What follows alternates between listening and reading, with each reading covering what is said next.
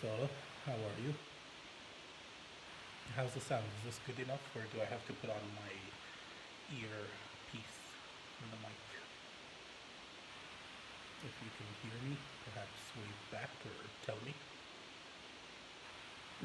Let me use my loud voice. Dr. Nara. Nara. I hope I'm saying that right, but sound check. Okay, great. So, Sarah, I've noticed you have watched my live a couple of times. Hello, Fatma, how are you? Do you have any feedback? Do you find anything specifically interesting that you would that you joined for, actually? Abu Badr, how you doing? How's Badr doing? And hello, Iman, how are you? Okay, so we have four people, so three people. So welcome to the world according to the Nas Man. My name's Nasser Riyani. I'm a psychologist, a psychotherapist. I work at Sheikh Khalifa Medical City as a psychologist at the Behavioral Sciences Pavilion. Another side of my skill sets and abilities is that I'm a hypnotherapist. So I studied the clinical psychology work from a hypnotherapy perspective, and all my techniques are based on hypnotherapy. I understand the world in hypnotic perspectives. Um, Now, I put a question and the question me post, you know, those ones, the Instagram ones with the question me, nice picture of me standing there looking into the sun. And one of the questions I got was, why are so many people suspicious about hypnosis? And it's a question I haven't thought about in a long time. And that's because it was taught to me, and then I had to experience it. And then I became okay with it. I found my way of explaining away the bother of people misunderstanding hypnosis. And the idea is that hypnosis really is misunderstood. I love you too, Muhammad. Thank you. Um, so, what is hypnosis? Hi, Farah. Yes, it would be amazing to meet you and to talk about your wonderful life project as well. You visit Al-Quds quite often, and I believe that is something I would be very interested in chatting with you about. So, hypnosis is misunderstood in general. Um, Most people, when you talk to them about hypnosis, when you get that reaction, so most people's knowledge of hypnosis comes from the stage, from the entertainment phase, from TV and cinema. So recently there was the movie, what was it called? Now You See Me, the Four Horsemen, the Hench Horsemen. One of them is a hypnotist and a con man, of course. And hypnosis is viewed as a dark art um, related to mind control and getting people to do bad things. Now, let's pretend I didn't have to tell you that isn't true, and I can just explain to you what hypnosis really is. So I learned hypnosis from a general perspective, and then I specialize in a clinical perspective of hypnosis. What hypnosis is a state of compliance, and a state of compliance means that a hypnotist gets other people to react to his suggestions. And these suggestions can be commands or they can be implied suggestions. And already, as I'm explaining what hypnosis is, you can begin to draw the bridge to communication and influence. And really, when speaking about hypnosis, especially these days, what we speak about is influencing people, is communicating in a way that gets a response. But clinically, hypnosis is used to speak to the subconscious mind. And what that means is The subconscious mind is a part of your mind that has your short-term memory and all the things you've developed and learned and stored in your life. And your subconscious mind holds a bunch of belief sets.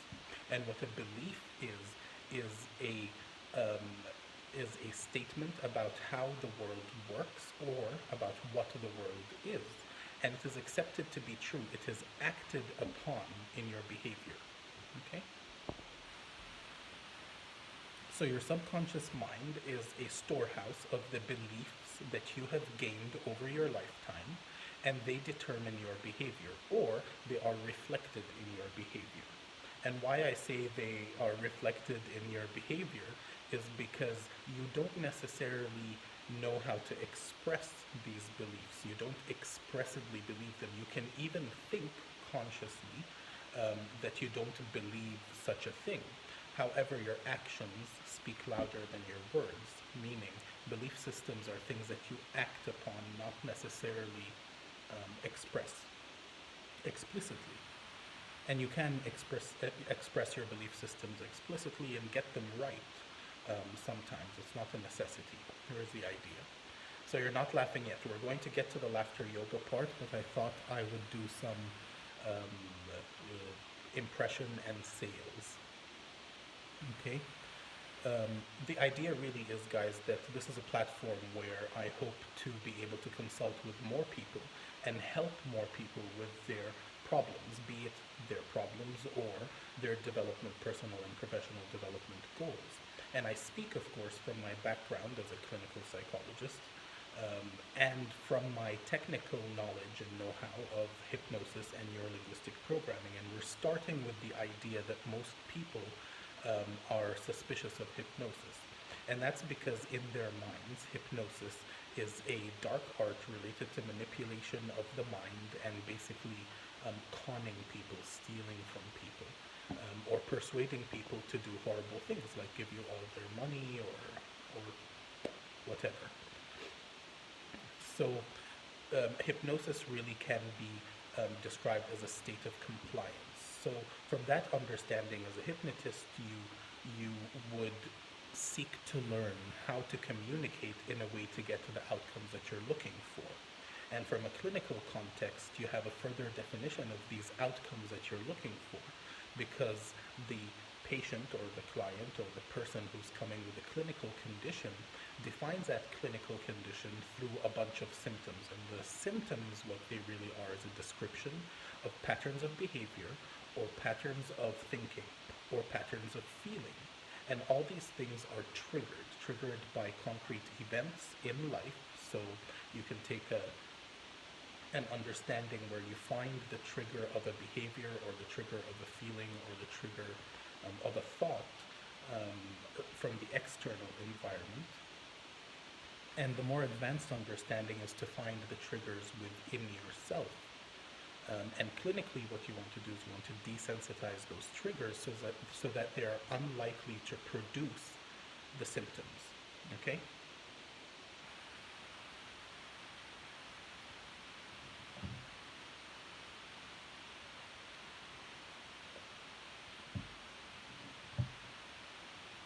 Okay. So am I talking above any logical levels? Do we have any questions as of yet? We're defining hypnosis as a state of compliance, and hypnosis defined as a state of compliance, or this definition of a state of hypnosis as a state of compliance, is most relevant to people who work clinically with other people. Now, obviously, that's also important in managerial skills, for example, or in a parenting relationship, or any other relationship for that fact. So learning hypnosis would teach you to communicate in a way that is more likely to get compliance or the outcomes that you're looking for. And that's the study of hypnosis and the study of neurolinguistic programming as well, which in some opinions, and certainly in my opinion, is hypnosis repackaged for the 21st century. And what NLP is neurolinguistic programming. And what you learn in NLP is a lot of hypnosis to begin with, but also it draws upon from other sciences like Gestalt therapy. and marriage and family counseling as well. Um, so there's a lot of concepts in NLP that teach you how the body and mind react to the outside external environment. And that's very useful for clinical work and for personal and professional development. It's a level of knowledge that allows you to change yourself much better because you understand how the mind works. So, hypnosis is a state of compliance. That's one way of talking about hypnosis. Another way of talking hypnosis is to call it a state of focused attention. Now, a state of focused attention, louder please. Oh, okay. I'll use my loud voice and I'll come closer to the camera. Is this better?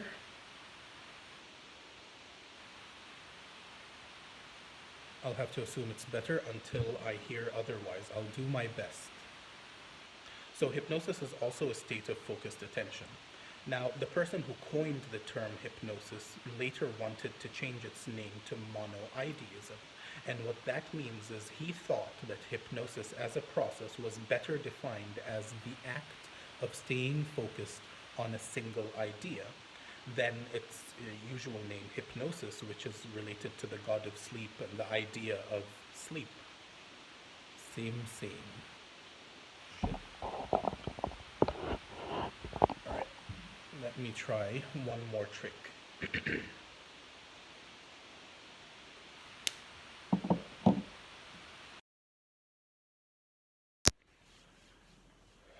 Okay.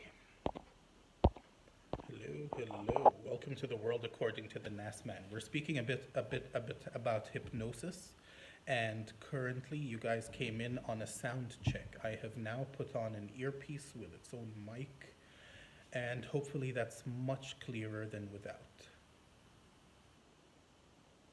الصوت واضح. حطوا سماعات. Better. Cool. All right. So, why are most people suspicious of hypnosis? It's because they misunderstand hypnosis. It's because they understand hypnosis from the entertainment perspective, and hypnosis has been successful for entertainment. There's been recent movies and old movies, and people have all sorts of weird beliefs about what hypnosis is.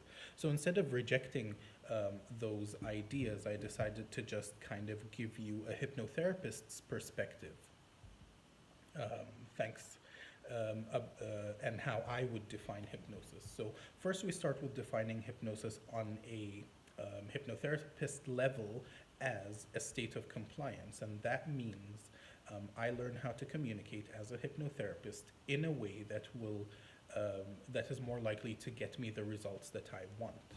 And what I'm communicating with is the subconscious mind, and the subconscious mind is a part of the personality or mind that is programmed in through our own experiences. And it can be represented as the hard disk of the mind. It has the short-term memory of the mind. And your short-term memory gives you a value system and a liking system and a disliking system and a danger system and a fight or flight response as well. So, through speaking to your subconscious mind, we can reprogram specific aspects of you clinically speaking. We're looking for better clinical outcomes, and better clinical outcomes means relief of symptoms on the one hand, and on the other hand, better positive behaviors and thought patterns and emotion patterns. And that's what symptoms really are. Symptoms are patterns of behavior, patterns of thought, patterns of emotion.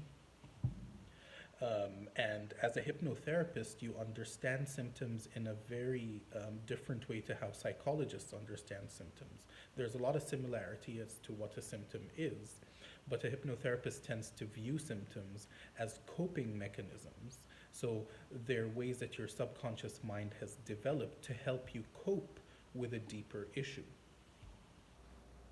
So back to the next level of defining hypnosis. Hypnosis as a state of focused attention. And that is important to the subject of hypnosis. See, all they really have to do is pay attention to the hypnotist and follow their attention, to follow their instructions.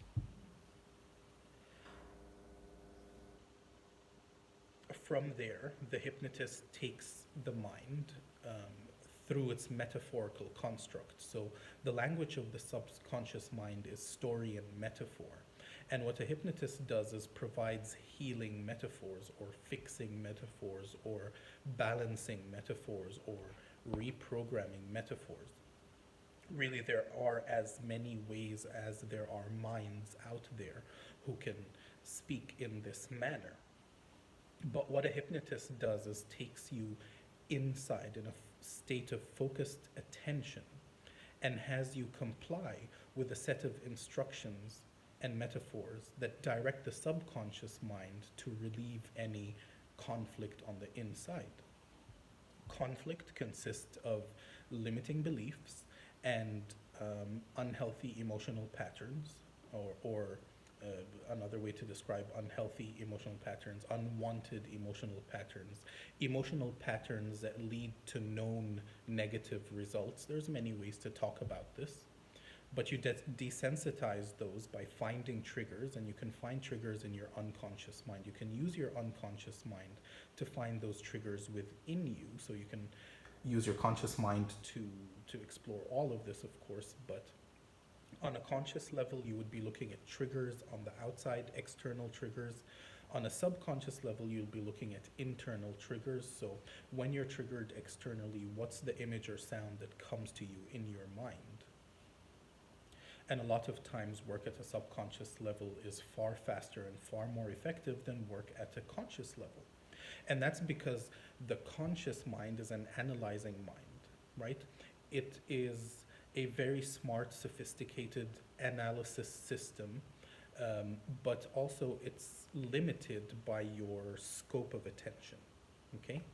So it's set up by your perspectives, by your motivations, it's directed by perspective and motivation, but it's really limited by attention.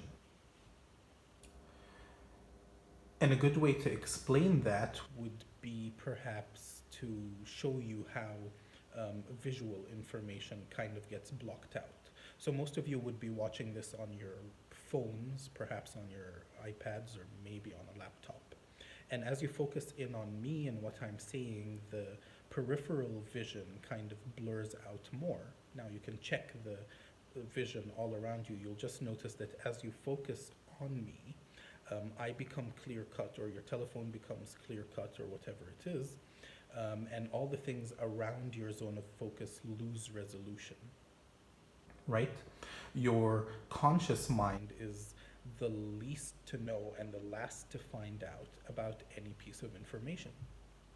And that statement is based on the way the mind collects that information to begin with. So, some basic hypnosis 101. Your mind is divisible into a conscious element and an unconscious element. The difference between consciousness and unconsciousness is defined by awareness and attention, okay? Unconscious processes tend to be more hardwired into the system, more automated, less related to your conscious will and awareness. So what's an example of an unconscious process? For example, breathing. For example, your heart rate. Although you may be aware that these things exist and they're keeping you alive, and they're, they're doing their own thing. They're unconscious processes. They are separate from your conscious control. On the other hand, your conscious processes can be you're focusing on me right now and what I'm saying, perhaps formulating questions to ask me about related to hypnosis and mental health.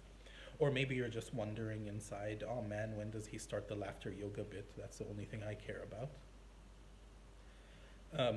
But your conscious mind is limited by your attention.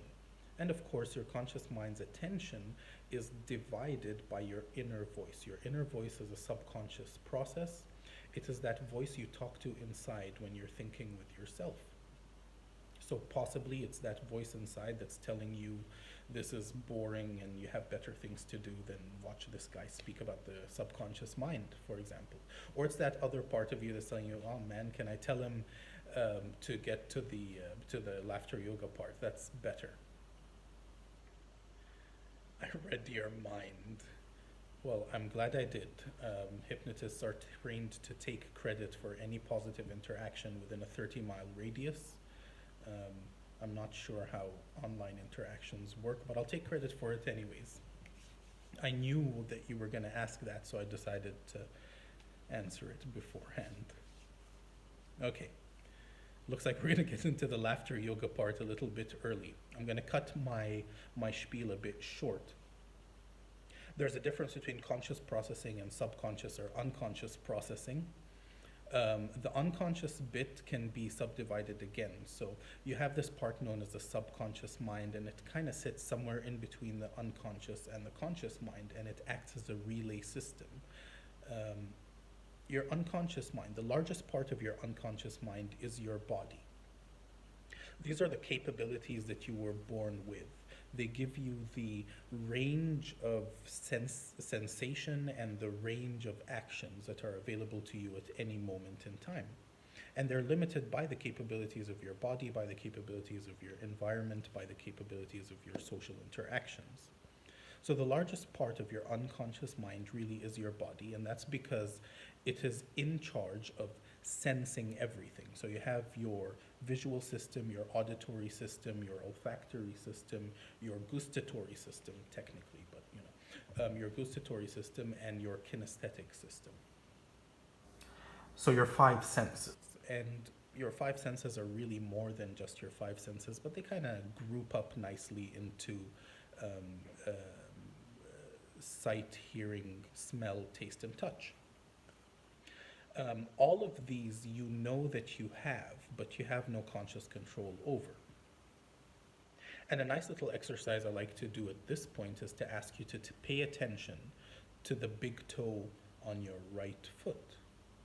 And all you really have to do is pay attention now to the big toe on your right foot and realize that whatever footwear you happen to be wearing or not, when you pay attention to the right foot, the big toe on your right foot, it almost feels as if like sensation returns to that spot. And as that sensation returns to that spot, that's the point I want to speak about. See, your skin was already there, the sense of touch was always there. There was a desensitization process because it's not important to your current situation. You're not likely to be thinking or feeling what's happening in your feet. But when you direct your attention to the big toe on your right foot, you gain a sensation, whatever that is, the physical sensation of your right toe, big toe, right foot, right? Your conscious mind is limited by your zone of attention. So hypnosis is a state of focused attention where you trust your hypnotist and you allow him to direct your mind through a story, a process, a procedure. And the point of that is to be better. And to be better means to behave better, to think better, to feel better. And it's always some element of it's always some mix of the three elements, but you can also decide on one or the other as a measurement. Okay. I'm interested in hypnotherapy and whether it works with ADHD, child with anger management issues. How many sessions are needed in general? So depending on the age of the child, but in most cases, for most children, what I would do first is consult with the parents and teach them a process known as the Goulding sleep talk process for children, right? This process is based in hypnosis, and what it pertains is me teaching the parents how to hypnotize their children in order to improve their behavior. The full process involves an inventory of 65 different domains of functioning. And we sit through that with the parents and we decide where does the child stand now. from very poor to excellent on 65 different domains. It's a qualitative understanding of the, the child's state of being currently. And the sleep talk process involves nightly programming of your child, installing an absolutely positive message while monitoring the changes over a 3 month period.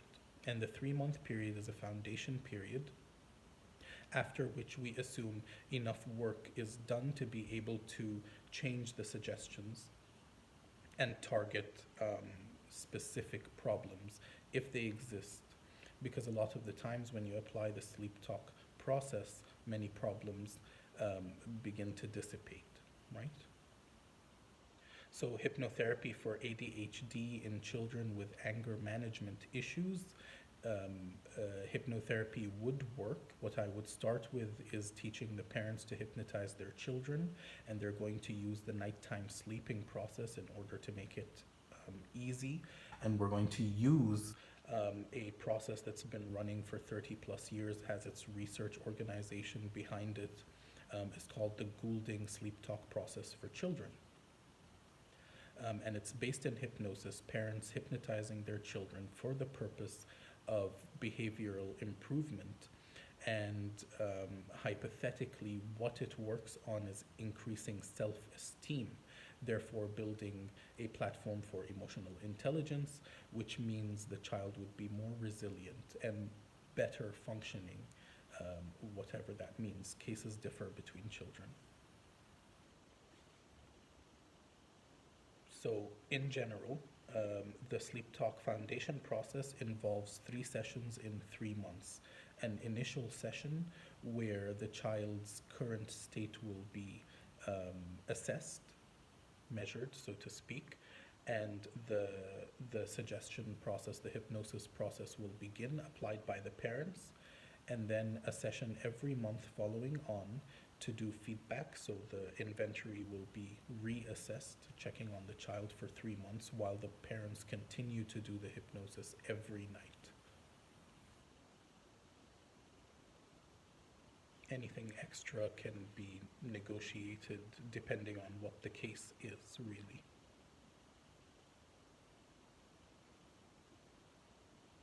Cool. All right. So I'll provide my contact details and better information later, but suffice it to say, I do provide consultations and I have a bunch of skill sets and a bunch of referrals available to me. So if you're interested, please get in contact with me and I'll be able to help you with that. That being said, laughter yoga is one of the things that I have been doing for a while as well.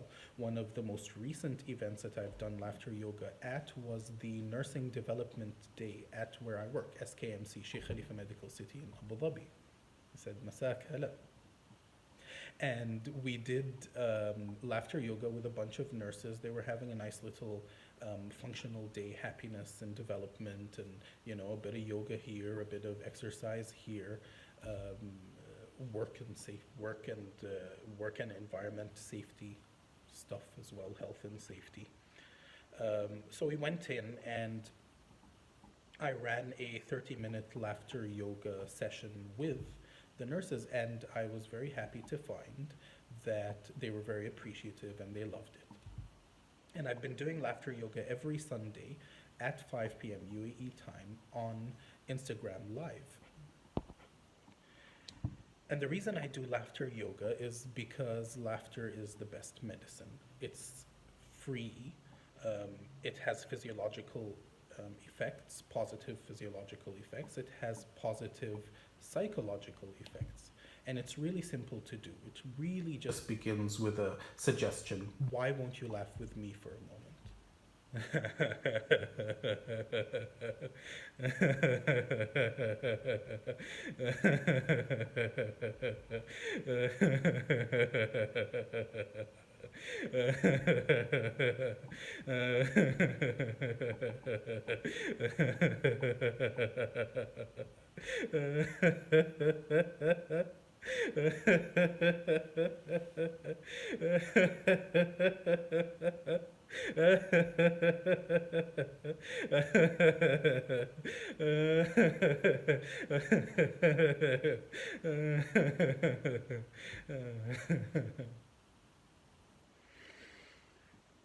Ooh, okay. So, more importantly than why do I do laughter yoga is how does laughter yoga work? Maybe you'll notice that with just a bit of laughing, I make a bit of eye contact and it's almost impossible to resist laughing. Am I right? And that's what I mean when I say it's the cheapest form of intervention that I know.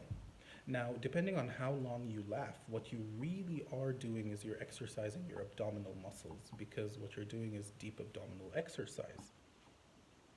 And what happens when you move your abdominal muscles and get that exercise is you release endorphins, and the endorphins work on improving your mood in general.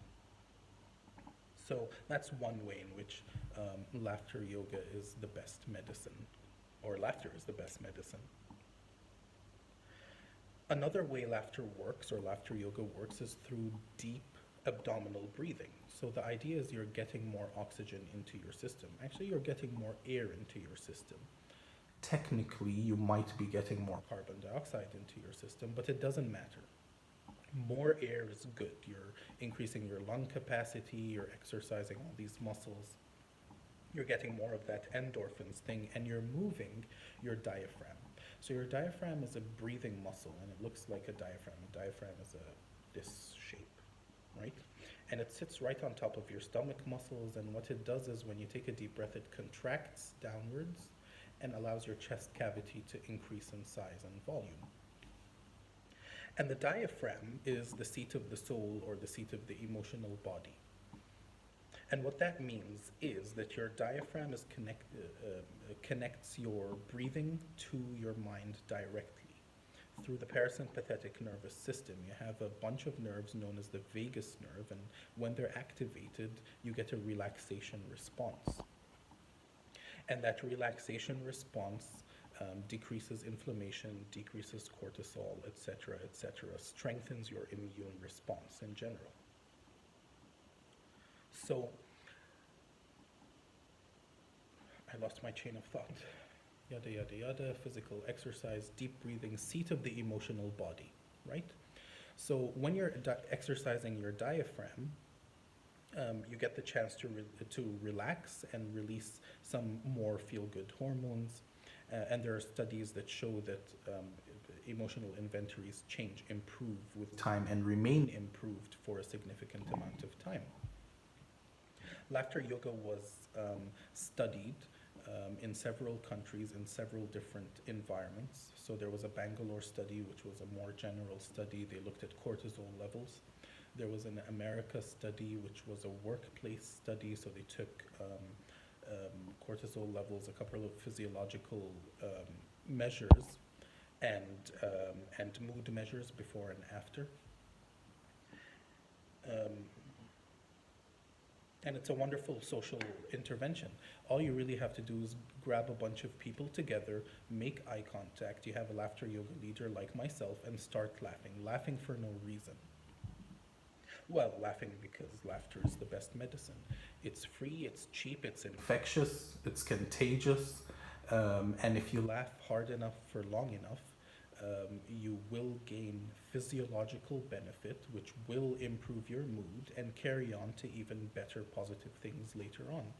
And if you do it at a good enough dose and frequency, then what you have is sustained improvement. Now, um, when we get in laughter yoga groups, it helps. 10 دقائق, how do you deal with people's response of finding it silly at the beginning? We'll come back to that. هل صحيح أن 10 دقائق من الضحك تساوي نصف ساعة من المشي؟ ما أعرف، ولكن المقارنة تبدو جيدة للغرض العام. والغرض العام أن الناس تتريض وتتحرك وتفرز هالهرمونات الإندورفينات اللي تعجبك وايد. فإذا كانت 10 دقائق تساوي نص ساعة أو أكثر أو أقل ما تفرق وايد، ولكن الضحك يحرك الجسم ويحرق كالوريز. Okay? بسمع رفقة. Okay? How do you deal with people's response of finding it silly at the beginning? Well, the simple answer is that's part of the point. When I learned laughter yoga, it was an opportunistic kind of thing. I have a human resource consulting company in Abu Dhabi, and in it, we invite partnerships with people who have specific skill sets, social skill sets, behavioral skill sets, consulting skill sets. And at my company, I met Catherine Armstrong, and Catherine had just recently come from India. She's not Indian, she's British. Um, and she was doing singing bowls, I believe, to begin with, healing bowls. And she had gone to India and she had learned laughter yoga. And she came back and she offered a class, and I took the class and I was fascinated by it. So that's my induction into laughter yoga. And part of the training is to be comfortable being silly. And that's a more psychological perspective to the training.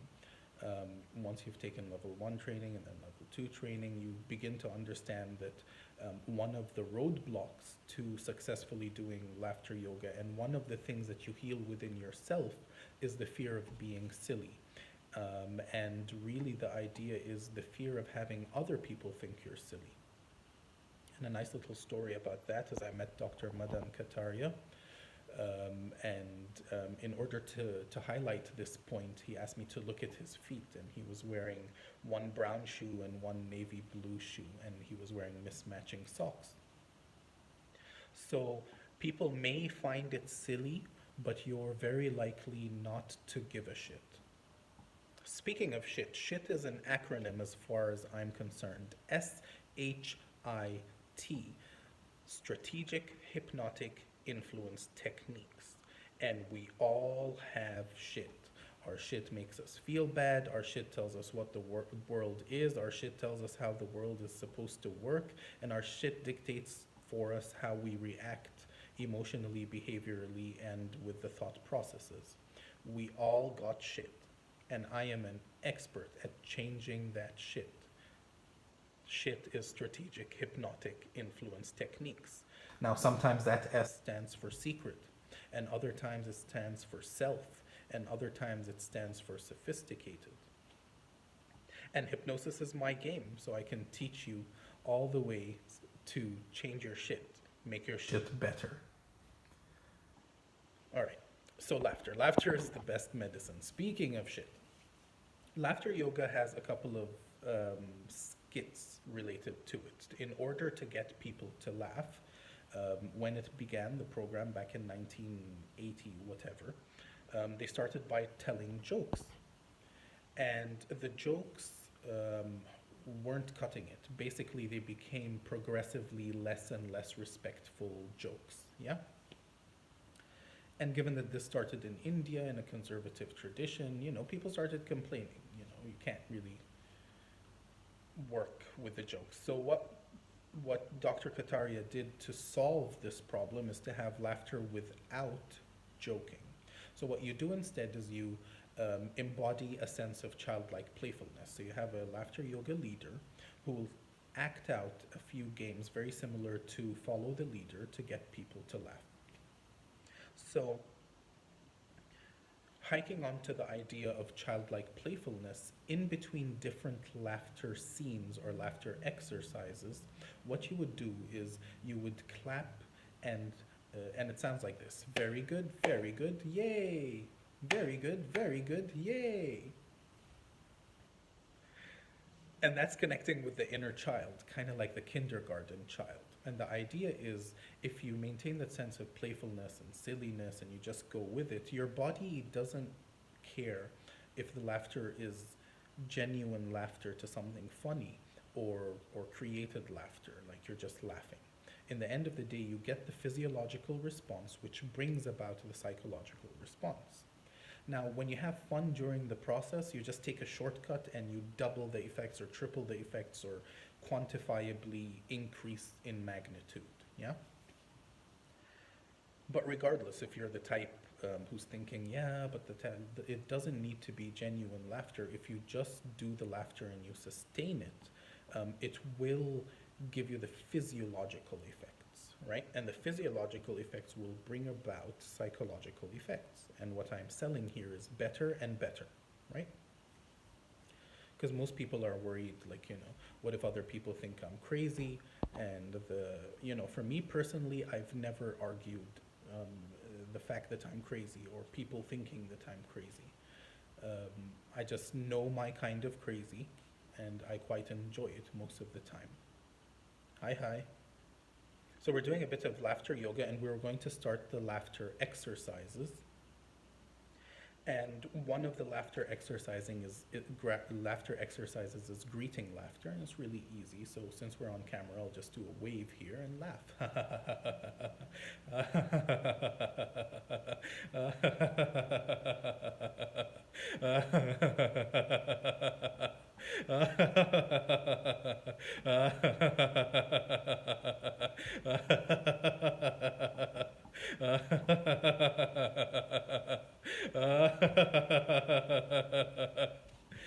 Okay. Very good, very good. Yay. Very good, very good. Yay. And another one of the exercises is laughter for no reason. So one of the universal body languages is like the I don't know or the no reason, when somebody asks you why and you go, eh. So we're going to imagine people are asking us why you're laughing, or people are asking me why you're laughing. Hey, why are you laughing, Nasa? I don't know.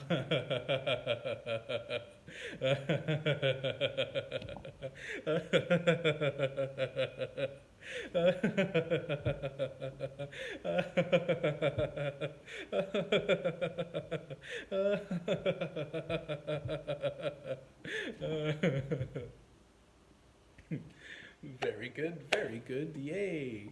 Very good, yay. Of course, I'm going to suggest to Serene and others, always be smart while you do this, follow to the limit of safety, always prioritize safety to everything else. But also remember, don't cut out from your enjoyment, laugh along.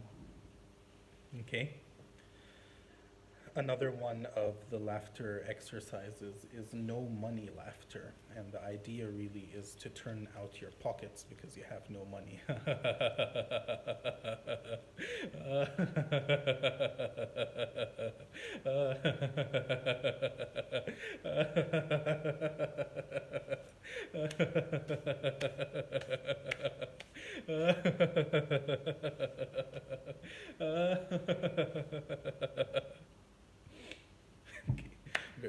Very good, yay. Very good, yay. Okay. And then we have some basic life skills, the ability to laugh at oneself, because we are silly people, really.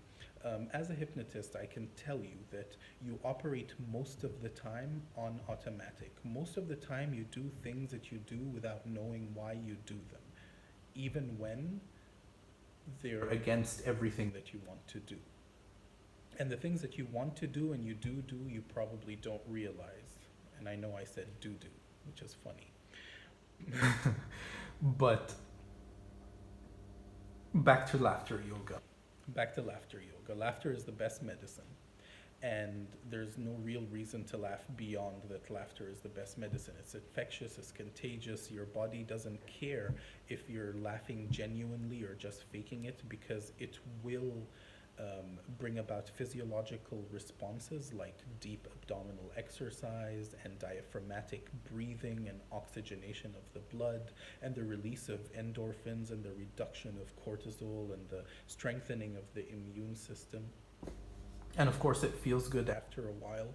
And maybe that's the part where you can really mess this up. So if you're really just laughing there the whole time, paranoid about who thinks you're crazy or whatnot, or if you go back home and for the next 72 hours you can think of nothing else but all the eyes you saw watching you laugh, then perhaps you had a pre-existing problem, and maybe you want to contact me and have us find you a way to get over your troubles. But how do you get over the idea that it's silly? Is you just do it, and you do it, and you do it, and you do it, and you do it in groups, because in groups you make eye contact, everybody else is laughing, It's highly contagious. It's really fun. Um, you sustain it for 10 to 20 minutes, and it kind of carries the benefits on for as long as 72 hours. So that's from one session, right? Okay. So another idea really that you can use to do a laughter exercise, and please won't you laugh with me for a moment. So you know that there's a laughter center in your brain. Everything in your life is reflected in your brain. There's an area for laughter in your brain, and it's right about here somewhere. There's a button, and when you press it,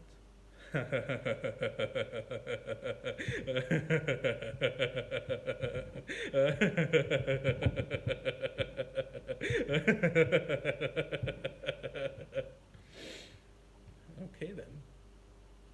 Very good, yay. And if you laugh with me for a moment again, there is that laughter button, that laughter center in your brain, and all you have to do is find that button and press it and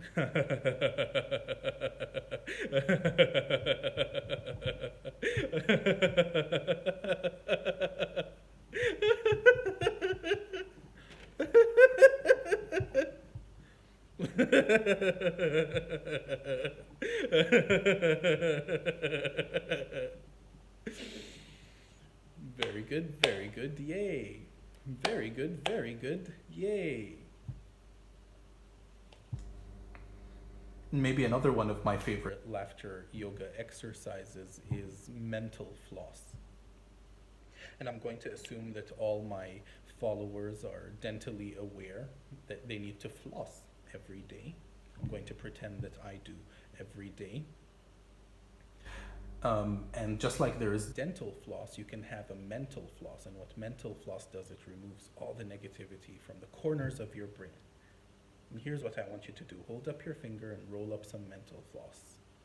And then pull out the mental floss and roll up into your other finger. And then start flossing.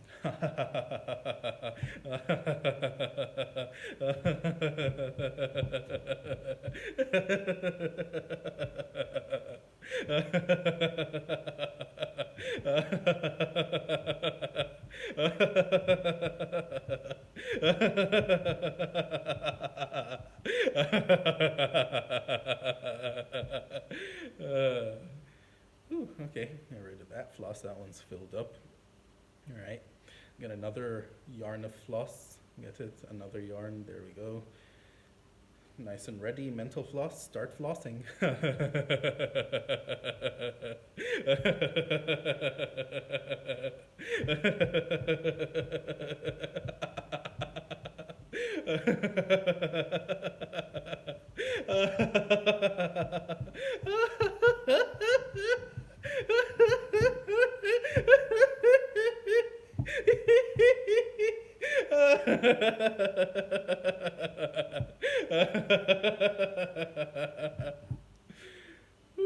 All right. Okay, so very good, yay. Very good, yay. And the idea really is, follow me to find out when the next Laughter Yoga meetup will be.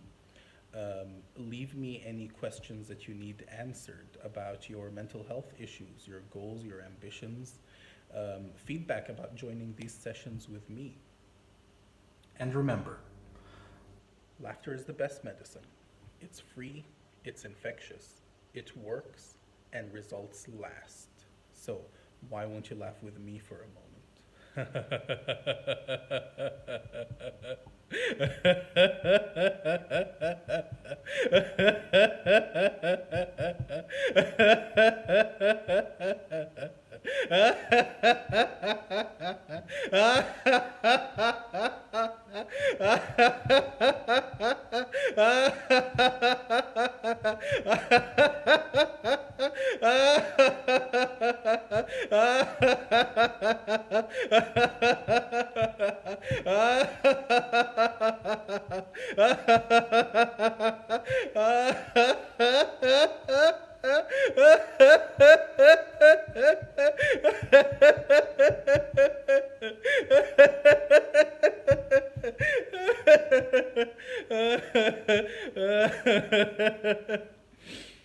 Woo.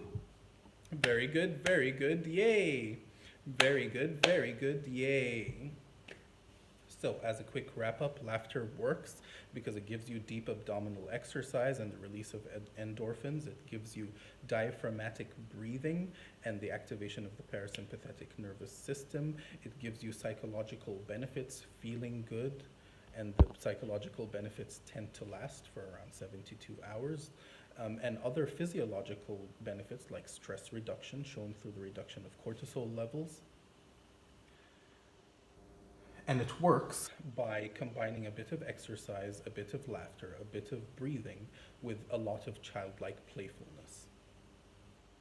Now, um, to close, my name is Nasser Al-Riyami, psychotherapist, hypnotherapist, NLP practitioner and trainer, Reiki practitioner, and laughter yoga leader.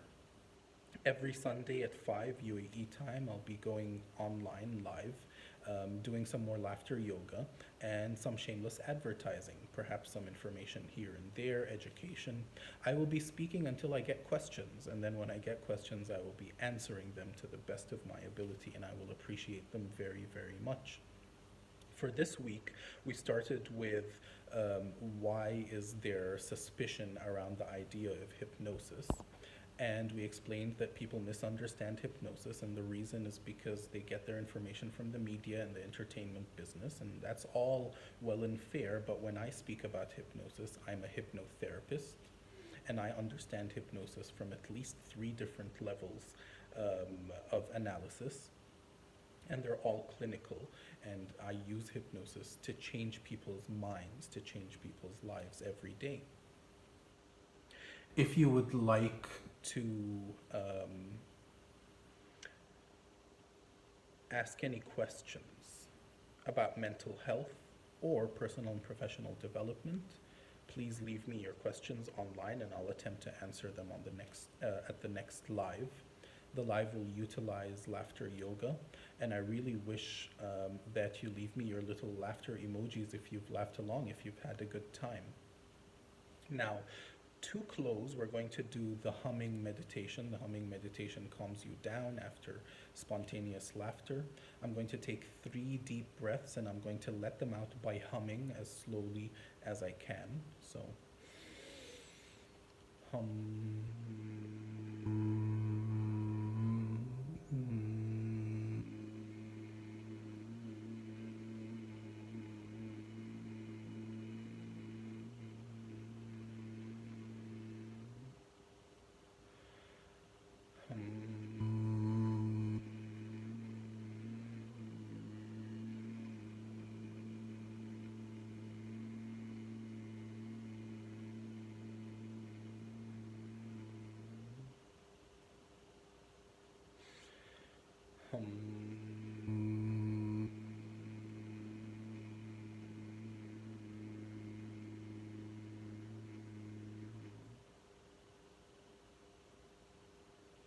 Okie dokie.